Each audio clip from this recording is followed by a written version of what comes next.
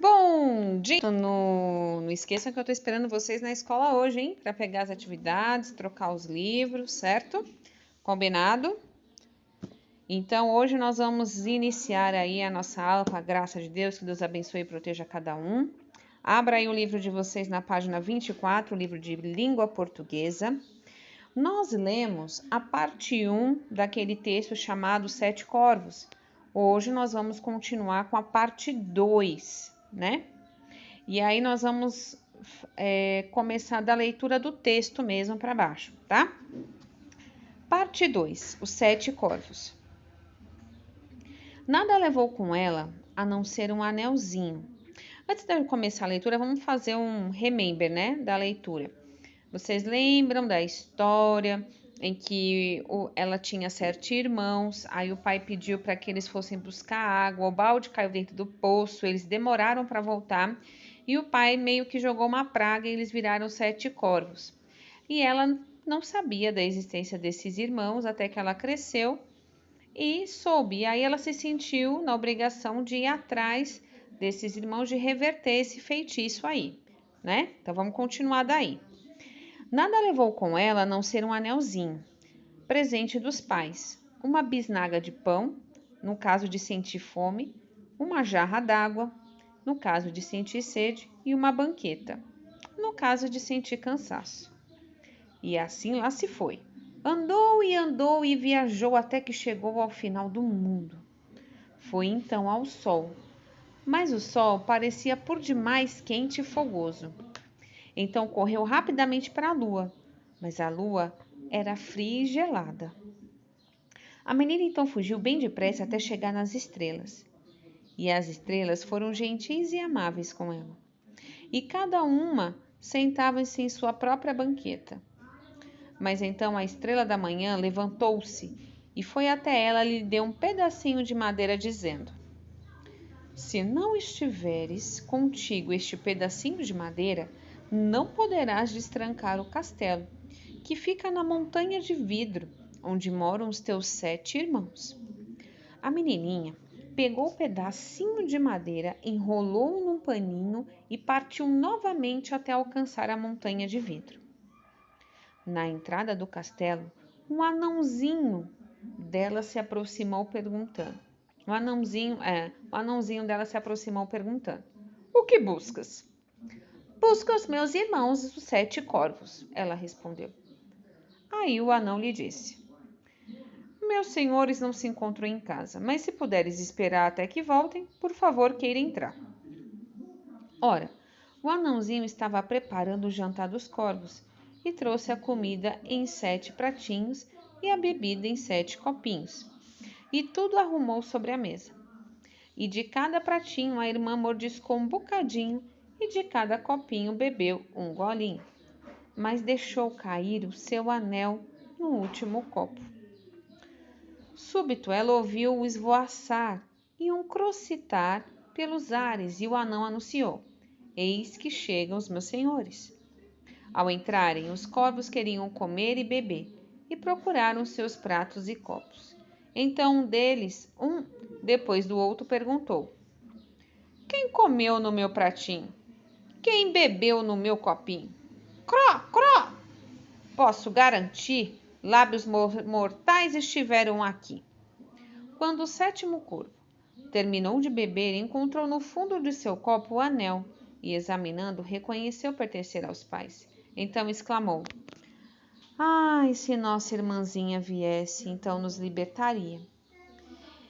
Isto ouvindo, a menininha que se escondera atrás da porta, todo esse tempo e a tudo observava, correu até o irmão.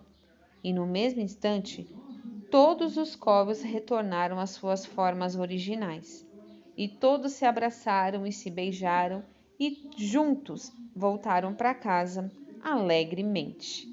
Que bonitinho, né? Então, olha lá, bisnaga. Vamos olhar lá no nosso vocabulário o que significa pão em formato comprido, grosso, mais fino nas pontas. Banqueta é o banquinho, né? Um banco para ela sentar. Esvoaçar é o movimento de asas para erguer voo. E o crocitar, que a gente já viu na aula passada, é o barulhinho que o corvo faz, né? Ele tem um barulhinho meio assim, assustador, né? E aí, terminamos a leitura aqui do nosso texto, da segunda parte do nosso texto, e ainda bem, ufa, que terminou tudo bem, né?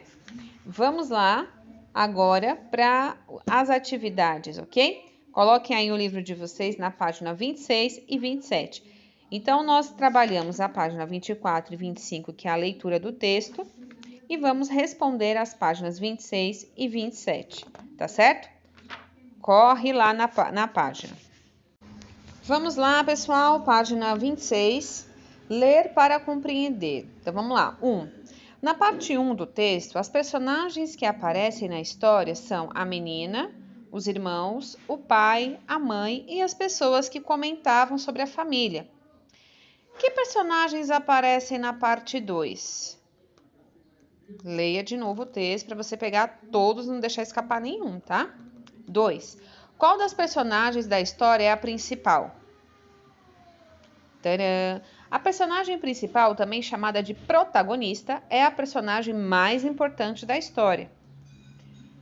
Retome sua resposta para a atividade 13 da página 20. O que você imaginou que aconteceria na história se confirmou com a leitura parte 2 do texto? Sim ou não? 4. Em muitas histórias de encantamento, há um herói ou uma heroína. Leia a seguir algumas definições para a palavra herói em um dicionário. Então, vamos lá. Herói. Quem se distingue por sua coragem extraordinária numa guerra ou diante de outro perigo iminente. Protagonista de qualquer aventura, feito ou evento. Pessoa notável por seus feitos ou por sua coragem persistente. Indivíduo capaz de suportar sofrimentos ou até arrisca a vida para ajudar aos outros, né? Esse aqui foi, esses significados foram retirados do dicionário escolar da língua portuguesa. Esse aí é o significado da palavra herói, certo? Aí vamos lá para a pergunta A. No conto Sete Corvos, quem faz o papel de herói ou heroína? Tcharam! Muito fácil essa, né? B. Aqui vocês vão marcar o X nas situações que são verdadeiras para a personagem que é herói ou heroína do conto Sete Corvos. E aí vocês vão clicar. Tem uma situação, problema a resolver? Deixa a casa onde vive e vai para outro lugar? Enfrenta dificuldades para chegar ao seu destino? Participa de uma longa batalha ou uma grande guerra? Tem contato com seres mágicos? Recebe um objeto mágico de um ser encantado? Desfaz um feitiço ou encantamento? Permanece aprisionado por um tempo. Depois de solucionar a situação problema, volta para casa. E aí, quais são as que são verdadeiras que coincidem com a protagonista, né, ou o protagonista do conto Sete Corvos, certo? Vamos continuar lendo. Vamos continuando, né? Com o professor, localize no texto as situações que foram enfrentadas pela personagem que faz o papel de herói ou heroína. Leiam em voz alta trechos que confirmam a escolha de vocês. Então, vamos lá. Lá no texto, né, ela diz assim: nada levou com ela, a não ser um anelzinho, presente dos pais, uma bisnaga de pão, caso sentisse fome, uma jarra d'água, no caso de sentir sede, uma banqueta, no caso de sentir cansaço. E lá se foi, e andou, e viajou, até que chegou ao final do mundo. Então, esse aqui, e assim lá se foi, e andou, já mostra uma dificuldade que ela passou, né? Foi então ao sol, mas o sol parecia por demais quente e fogoso. Então, correu rapidamente para a lua, mas a lua era fria e gelada. Então, aqui também foram dificuldades que ela enfrentou para chegar no destino, né? A menina então fugiu bem depressa até chegar nas estrelas. E as estrelas foram bem gentis e amáveis com ela. E a cada uma sentava-se em sua própria banqueta.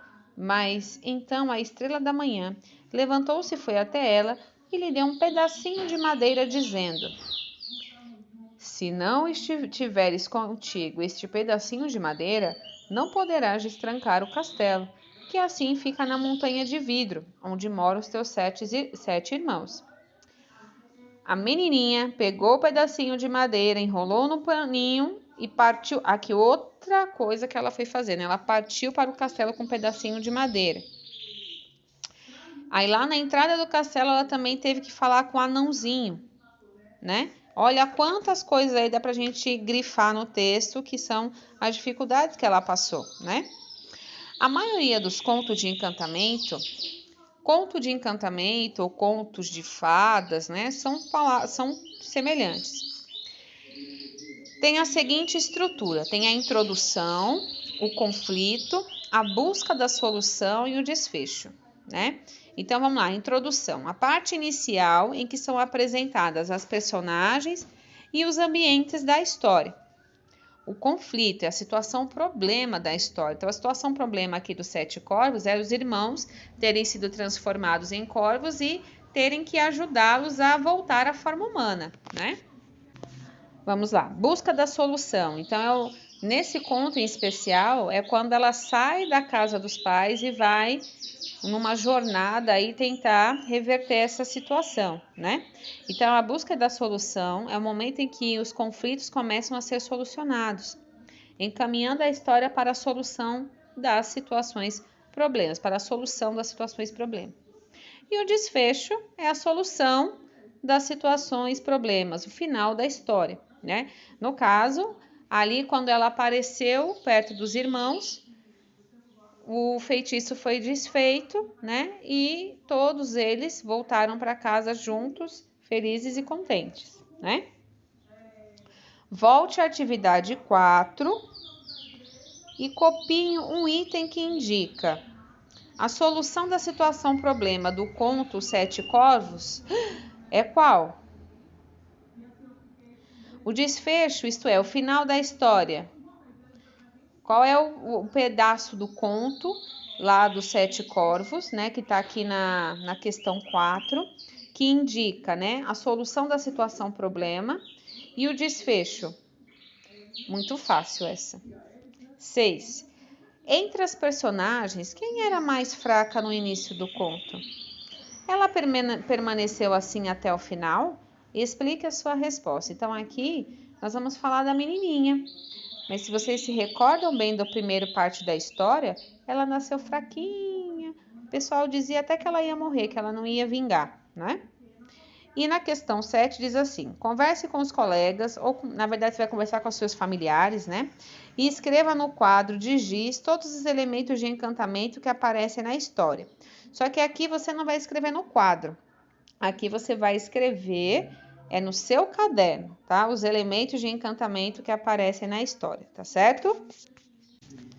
E por hoje a atividade de português é essa, responder a página 26 e 27. Agora vamos para a atividade de matemática. Vai pegando aí o seu livro. Vamos lá, pessoal, pegando o livro de matemática. Também estou aqui pegando o meu. Abram aí o livro de vocês na página 18 e 19, que são as páginas que nós faremos hoje, tá certo? Página 18 e 19. Porém, antes, contudo, nós vamos rever aqui rapidinho aquele sinal que indica menor que e o sinal que indica maior que. O grande truque para a gente diferenciar qual é quando a gente faz um risquinho nele. Se ele forma o número 4, ele vai indicar que é o menor. Ele equivale para, por exemplo, se eu disser assim, o número 11 é menor, aí eu uso esse sinal, que o número 13, ok? Então, eu vou utilizar esse que quando eu faço um risquinho, ele vira o número 4, certo? Aí, por exemplo, se eu quero dizer que o número 500 é maior que o número 300, eu vou riscar e aí aquele que virar 7 é o meu sinal de maior. Então, eu vou colocar aqui esse sinal, né? Colocar assim, 500 é maior que 300, certo? Se tiver dúvida, volta aqui nessa imagem para conseguir fazer a próxima tarefa. Vamos lá. Comparar e ordenar números. A tabela abaixo mostra a quantidade de automóveis em alguns municípios de Pernambuco em 2016. Observe. Quantidade de automóveis em alguns municípios de Pernambuco em 2016. Aí tem lá, município Abreu e Lima, tem lá 13.452 automóveis. Arco Verde, 11.938 automóveis. Cabo de Santo Agostinho, 25.127 automóveis. Camaragibe, 21.869 automóveis. Caruaru, 63.557 automóveis, né? Em qual desses municípios há o menor número de automóveis? Como você pensou para responder? Então, aqui, olhando, né? Qual é a menor quantidade? Arco Verde, né? Que tem 11.938 automóveis. Aqui foi realmente fazendo a comparação com os outros números. Aí é fácil, né? Veja como Ana fez para comparar o número de automóveis dos municípios Abreu e Lima e Arco Verde. Depois, complete o texto. Para saber qual dos números é maior, podemos comparar as dezenas de milhar dos dois números. Se elas forem iguais, comparamos suas unidades de milhar e assim sucessivamente. Então, o que a Aninha está dizendo aqui? Ela começa a olhar pelo primeiro número, que é a dezena de milhar. Então, ela foi olhando, ela percebeu que Arco Verde e Abreu Lima também começa com 1. Aí ela falou, bom, deu empate, então eu vou agora para unidade de milhar. Aí ela percebeu que Arco Verde tinha um número menor que Abreu e Lima. Então, automaticamente, ela já concluiu que Arco Verde era o município que tinha menor quantidade de carros, de automóveis, certo? E aí, vem os exercícios para vocês utilizarem. Calma que ainda vai chegar a atividade do sinal de maior e menor, tá?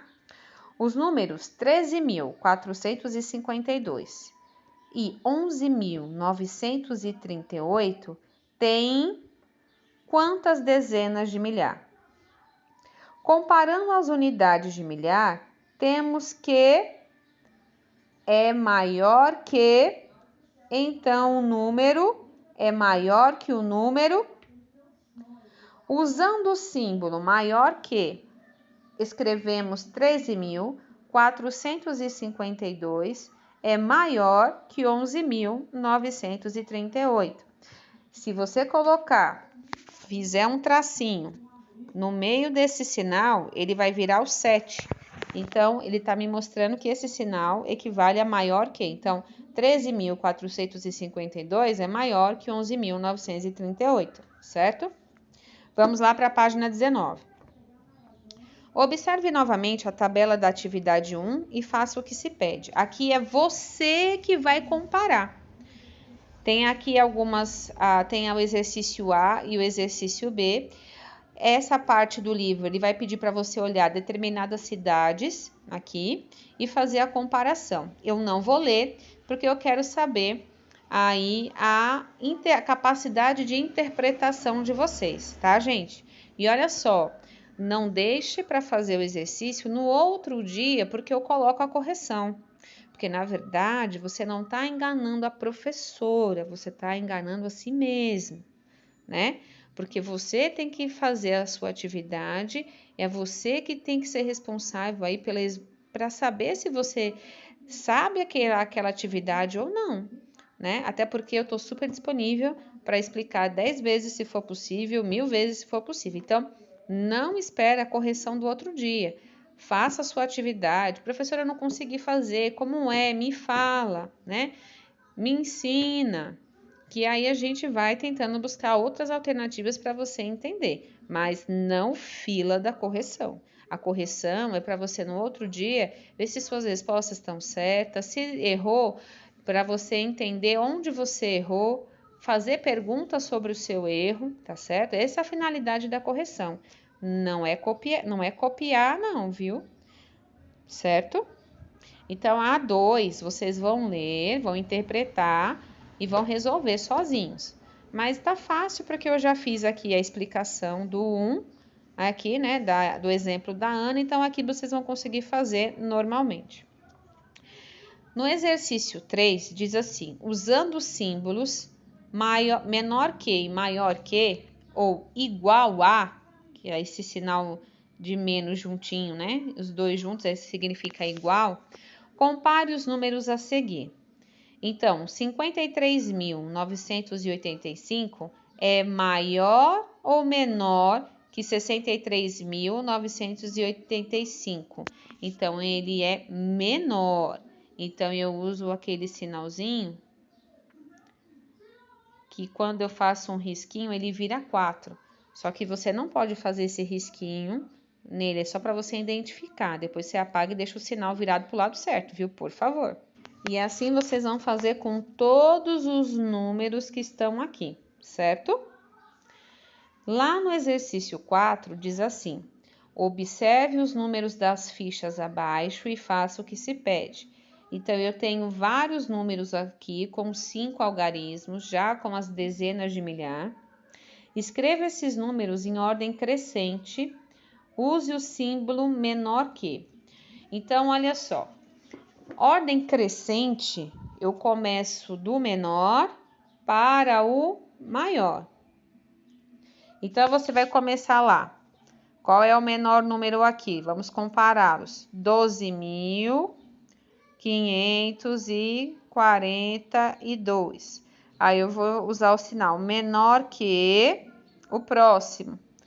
19.571, que é menor que, vamos lá, 21.115, que é menor, e aí você vai seguindo a ordem, combinado? Então, as atividades de matemática hoje são só essas duas páginas, 18 e 19, belezinha? Vamos agora para a atividade de educação física, que vai ser bem diferente do que a gente está acostumado a fazer, beleza? Bora lá! Vamos agora para a aula de educação física. Hoje vocês vão fazer um trabalho de pesquisa sobre um jogo, um esporte, na verdade, bem legal, que é o tênis de mesa. Vocês vão pesquisar onde ele surgiu, quem inventou, quais são as regras, como esse jogo funciona, como esse esporte funciona, né? Vão reunir todas essas informações e vão colocar no caderno de educação física. Professor, eu não tenho a matéria educação física, então coloca no caderno de português, tá certo? Mas em educação física também vai ter algumas atividades em que iremos escrever. Até porque nós precisamos para conhecer alguns esportes que nós não conhecemos, como é o caso do tênis de mesa, que a gente até vê, até já jogou às vezes, mas não conhece a fundo a história e as regras desse esporte, que inclusive ele é olímpico, viu? E aí tá perto de acontecer, né, essa Olimpíada que vai acontecer até